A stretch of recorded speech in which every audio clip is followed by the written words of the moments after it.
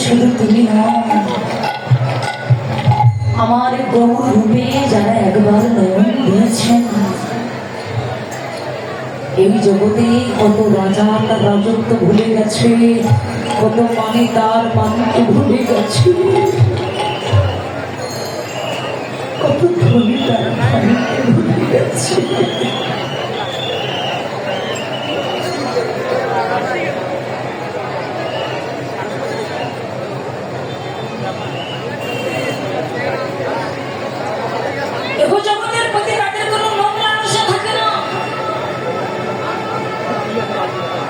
এই ধন সম্পদের প্রতি তাদের কোনো লোভ লালসা থাকে না। বাবা, গৌরাঙ্গ মহাপ্রভু রূপটাই এমনই রূপ, যে রূপ একবার যারা দেখে এই জগতে তাদের এই সংসার মধ্যে কখনো কোনো দিন ধরে রাখা যায় না। যে রাধে নবদ্বীপের মধ্যে আমার গৌরাঙ্গ মহাপ্রভুর রূপ ও মাধুর্যতা দর্শন করেছেন বধূমাতা বিষ্ণুপ্রিয়া। গৌর হরির রূপ দেখেছিলেন বধূমাতা বিষ্ণুপ্রিয়া। দেখুন, আমার গৌর হরির কথা কিন্তু সবাই শুনি, কিন্তু বধূমাতা বিষ্ণুপ্রিয়া যদি না থাকতেন তাহলে গৌর হরিকে আমরা কেমন করে পেতাম? যারা এই জায়গাটা একটু মন দিয়ে শুনবেন। আমরা অনেকে জানি যে গৌরাঙ্গ মহাপ্রভু জগন্নাথ দেবের সঙ্গে বিলীন হয়েছেন, কিন্তু বধূমাতা বিষ্ণুপ্রিয়া বিলীন হয়েছিল কোথায়? এটা আমরা অনেকে জানি না। আচ্ছা, গৌরাঙ্গ মহাপ্রভু যখন বধূমাতা বিষ্ণুপ্রিয়াকে ছেড়ে চলে গিয়েছিলেন, তখন গৌর হরির বয়স কত ছিল জানেন? খুবই অল্প বয়স। জানেন গৌর হরির বয়স কত ছিল? মন দিয়ে শুনবে, আমার দিকে একেবারে লক্ষ্য করে আনমনস্ক করে। গৌরাঙ্গ মহাপ্রভু যখন বধূমাতা বিষ্ণুপ্রিয়াকে ছেড়ে সন্ন্যাস ধর্ম গ্রহণ করেছিলেন, তখন গৌর হরির বয়স কত ছিল? মাত্র 24 বছর। আর যখন বধূমাতা বিষ্ণুপ্রিয়াকে ছেড়ে চলে গিয়েছিলেন, এই বিষ্ণুপ্রিয়ার বয়সই ছিল মাত্র 14 বছর। ছোট্ট একটা নাবালিকা মেয়ে। ভগবানকে পাওয়া এত সস্তা নয়, ভগবানকে পাওয়া অনেক কঠিন ব্যাপার। তাকে অনেক কঠিন পরীক্ষার সম্মুখীন হতে হয়। গৌর হরি যখন বিষ্ণুপ্রিয়াকে ছেড়ে চলে গিয়েছে, বিষ্ণুপ্রিয়ার বয়স তখন মাত্র 14 বছর। ছোট্ট একটা মেয়ে কি করতে জানে? যে জায়গাটায় বসতেন সেখানে কিছু ধান নিতেন, ওই ধানের খোসাটা ছাড়িয়ে যে আতপ চালটা বাইর হতো, ওই আতপ চালের উপরে হরে কৃষ্ণ মহামন্ত্র নাম 16 নাম 32 অক্ষর। এই 16 নাম 32 অক্ষর আমার সনাতন ধর্মের মানুষই, আমাদের অনেক ছেলে মেয়ে আছে, এরা জানেন। আমার কষ্ট তো ওখানেই লাগে যে সনাতন ধর্মের মানুষে আমাদের এই সনাতন ধর্মের ছেলে মেয়ে, হিন্দু ছেলে মেয়েদের কাছে আপনি অনেকে জিজ্ঞাসা করবেন একটা বাংলা গান তো দেখবেন গেয়ে দেবে, যদি বলেন একটা হিন্দি গান গেয়ে দেবে, কিন্তু যদি বলেন এই 16 নাম 32 অক্ষর হরে কৃষ্ণ মহামন্ত্র নাম, এই নামটা একটু বলতে বলে এইটা আবার কেমন তা তো জানি না। এই হচ্ছে আমাদের পরিস্থিতি। তাই বধূমাতা বিষ্ণুপ্রিয়া প্রত্যেক দিন 16 নাম অর্থাৎ একটা করে আতপ চাল নিতেন, আর এই আতপ চালের উপরে বলতেন হরে কৃষ্ণ কৃষ্ণ কৃষ্ণ হরে হরে, রাম রাম হরে হরে। একটা করে আতপ চাল নিতেন, আর এই আতপ চালের উপরে 16 নাম 32 অক্ষর জপ করে এক ধারে রাখতেন। আর একটা ধান নিতেন, ধানের খোসাটা ছাড়িয়ে যে আতপ চালটা বাইর হতেন, এই আতপ চালের উপরে 16 নাম 32 অক্ষর জপ করে এক ধারে রাখতেন। এমন ভাবে সকাল থেকে সন্ধ্যা পর্যন্ত যে কয়টা টন্ডুল হতেন সেই কয়টা টন্ডুল ওই গঙ্গার জলে হটপিসে রন্ধন করে মহাপ্রভুর নামে ভোগ নিবেদন করে সেই নিবেদিত প্রসাদ সেবা করতেন বিষ্ণুপ্রিয়ার মতো একটা কচি মেয়ে। আমরা তো 3 বেলা ফুল পেট করে সেবা করি, সে অর্ধেক পেট সেবা করতেন। গৌরাঙ্গ মহাপ্রভু সন্ন্যায় ধর্ম গ্রহণ করবার পরে তিনি একবার এসেছিলেন কোথায় না অদ্বৈতের গৃহে একবার এসেছিলেন। নিত্যানন্দ ছোট্টে ছোট্টে দিয়ে বললেন, নিমাই জানিস ভাই তুই এই নবদ্বীপ ছেড়ে চলে গেছিস বলে নবদ্বীপের ভক্তরা নিমাই নিমাই বলে কাঁদতে কাঁদতে পাগল হয়ে গেছে। আর কি বলবো শচী মাতার কথা, শচী মাতা তো ভীষণ সজ্জা হয়ে গেছে। তখন নিমাই বলেছিল, দাদা আমি তোর ঘরে যেতে পারবো না, তাই তুমি সবার কাছে গিয়ে আমার কথা বলবে, যাকে ইচ্ছা হবে সে আমাকে দেখে যাবে, শচী মাতাকে আমার কাছে নিয়ে আসবে, সবাইকে আমার কাছে নিয়ে আসবে দাদা, কিন্তু তোমার কাছে একটা নিবেদন, বধূমাতা বিষ্ণুপ্রিয়াকে যেন তুমি আমার কাছে নিয়ে এসো না। কেন? ওই বদন দেখলে আমি সইতে পারব না।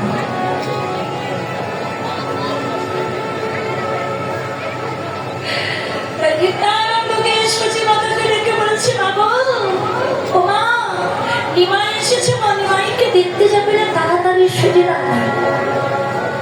সচিমাতা বধূমাতা বিষ্ণুপ্রিয়াকে ডেকে বলেছে, বৌমা আমার নিমাই এসেছে, নিমাইকে দেখতে যেতে হবে, তাড়াতাড়ি সেজে নাও। আর যেই না বধূমাতা বিষ্ণুপ্রিয়াকে গুছিয়ে নিতে বললেন, নিত্যানন্দ বলতে পারছে না, মুখটা বন্ধ হয়ে যাচ্ছে, কণ্ঠটা কপি রোধ হয়ে যাচ্ছে, কি করে বলবে। নিত্যানন্দ সচিমাতাকে ডেকে বলছে, মাগো ভাই নিমাই সবাইকে যেতে বলেছে, ভাই নিমাই সবাইকে যেতে বলেছে, কিন্তু বধূমাতা বিষ্ণুপ্রিয়াকে যেতে নিষেধ করেছে। আর যেই না বলেছে বিষ্ণুপ্রিয়া আচার্যকে মাটিতে পড়ে নয়নের জলে কেঁদে বলছে,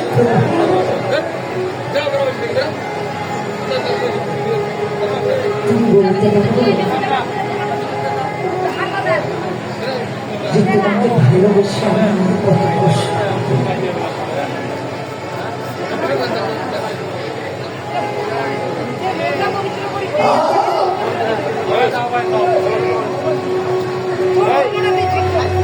তুমি বলতে পারো তুমি আমাকে আর কত দুঃখ দেবে। তোমাকে ভালোবেসে শুধু 1 জন্ম নয়, 4 জন্ম ধরে আমি কাঁদছি প্রভু।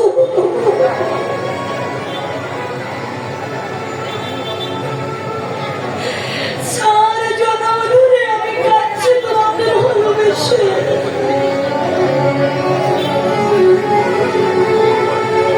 তোমার কাছে তুমি আমাকে যেতে দেবে না তো? আমি কথা দিলাম, নদী কোনোদিন সাগরের কাছে যায় না, সাগর যায় নদীর কাছে। ভক্ত কোনোদিন ভগবানের কাছে যায় না, ভগবান যায় ভক্তের কাছে। তাই আমি কথা দিলাম, তোমার কাছে আমি যাব না,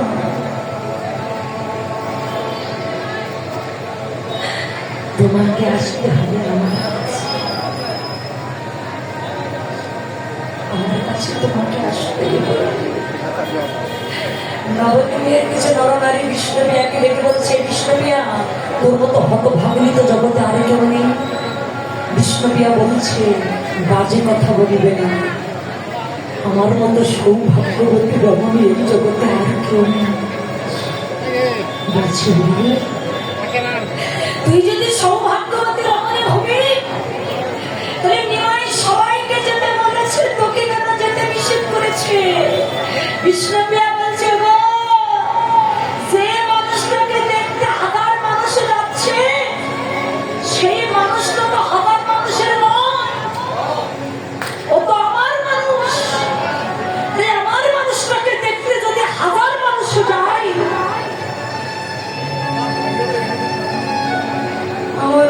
সৌভাগ্যবতী রমণী জগতে আর কে আছে?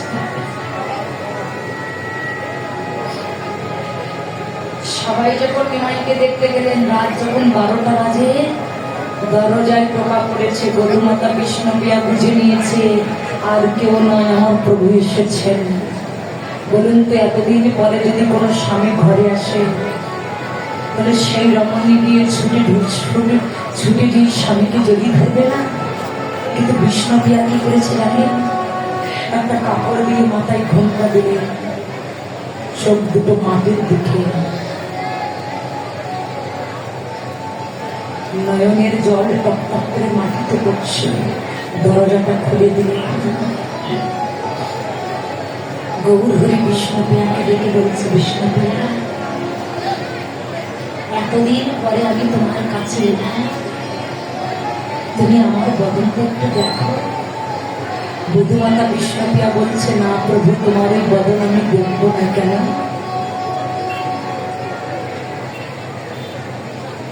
তোমাকে কাঁদিয়েছি তাই না?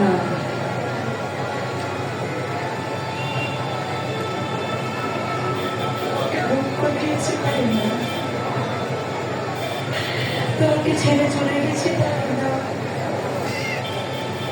তাহলে কোন অপরাধে তুমি আমার বদনটা দেখবে না? প্রিয়া বলতে পারো? বিষ্ণুপ্রিয়া নয়নের জল ছেড়ে দিয়ে বলছে, প্রভু,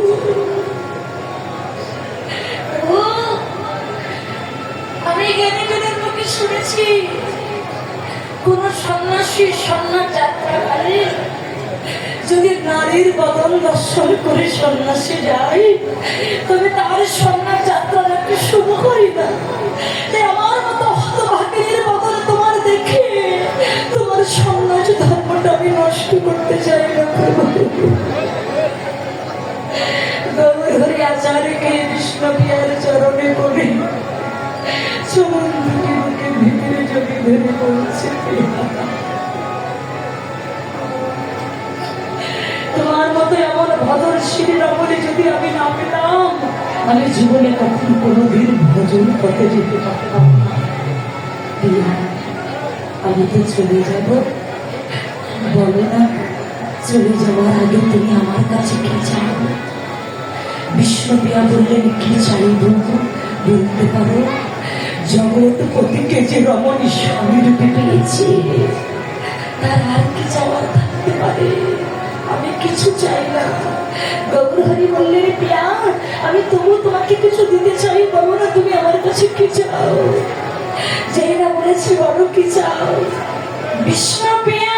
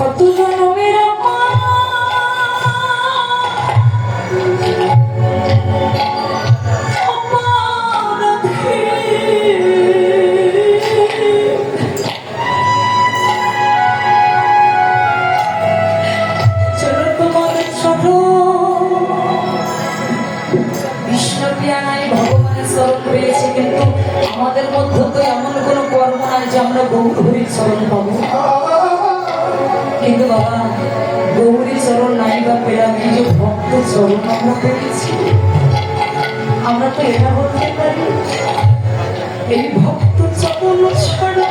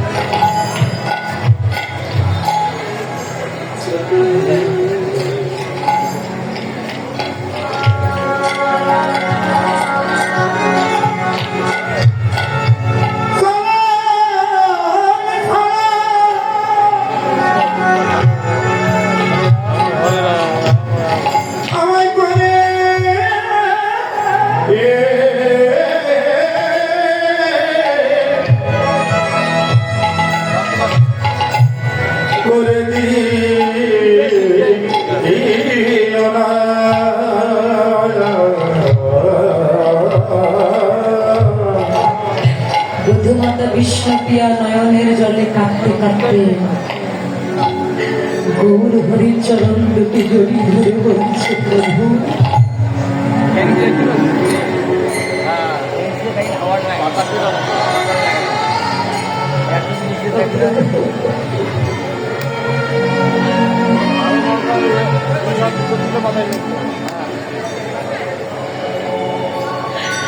তুমি শুধু আমার এই আশীর্বাদ করো,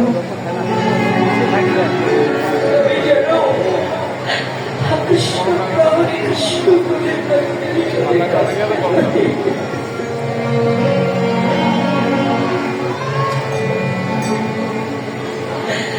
আমি আর কিছু চাই না।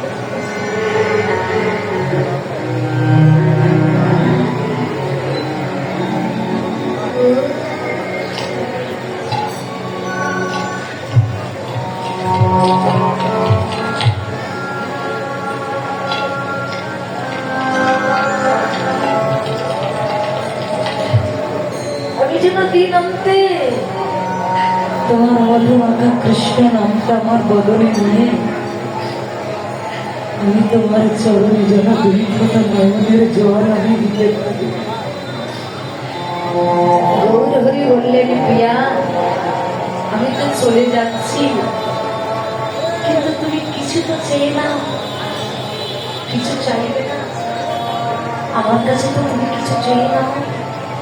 গুরুমাতা বিষ্ণুপ্রিয়া তখনই বলেছিলেন, দেবে সত্যি তুমি আমায় কিছু দেবে, চেয়ে তো দেখো, তাহলে এই বস্তু দিয়ে যায়। তুমি যে খরমে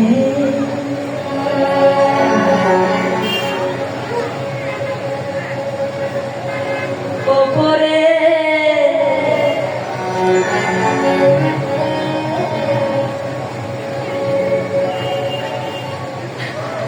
দাঁড়িয়ে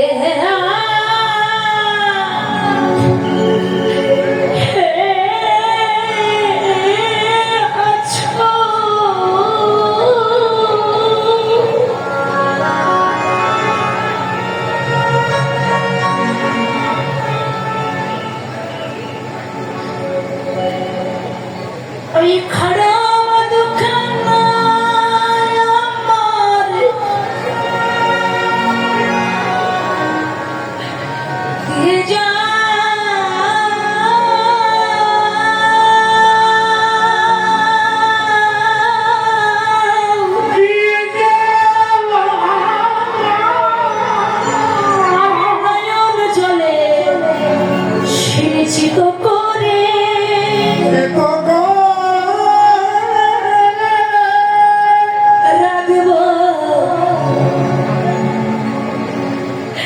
হৃদয় মন্দিরে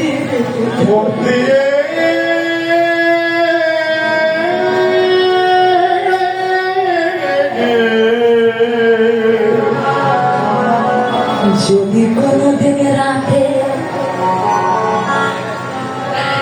তোমার দেখার আমার ইচ্ছা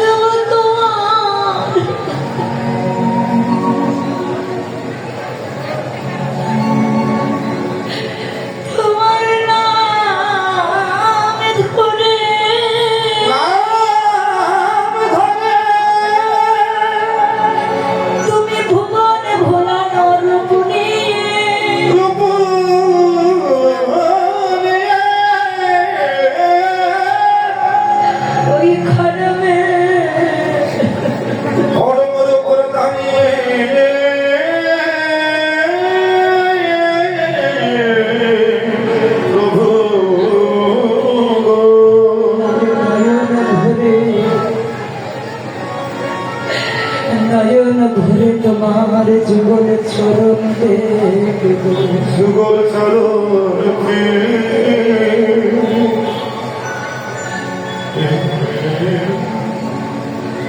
বলে মহাপ্রভু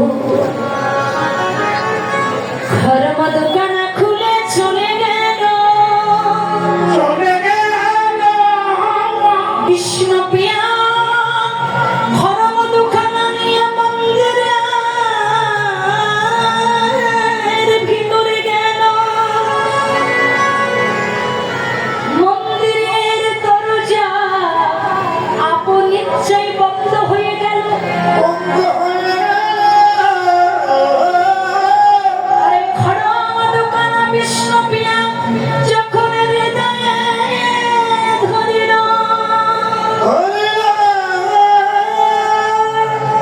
ওই খড়মের ভিতরে বিষ্ণু প্রিয়া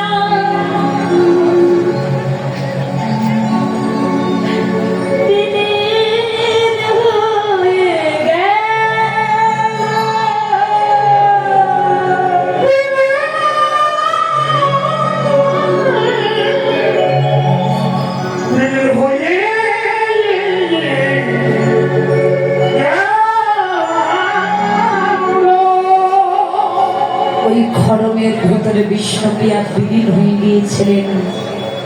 আপনারা যদি নবদ্বীপে যান এখনো পর্যন্ত সেই খড়ম দুখানা আছে, যে খড়মের ভিতরে বধূমাতা বিষ্ণুপ্রিয়া বিলীন হয়েছিলেন। তাই বধূমাতা বিষ্ণুপ্রিয়া কাঞ্চনাকে দেখে বলছে, কাঞ্চনা এই জগতে কারোর সাথে আমার বহু রূপের তুলনা হয় না,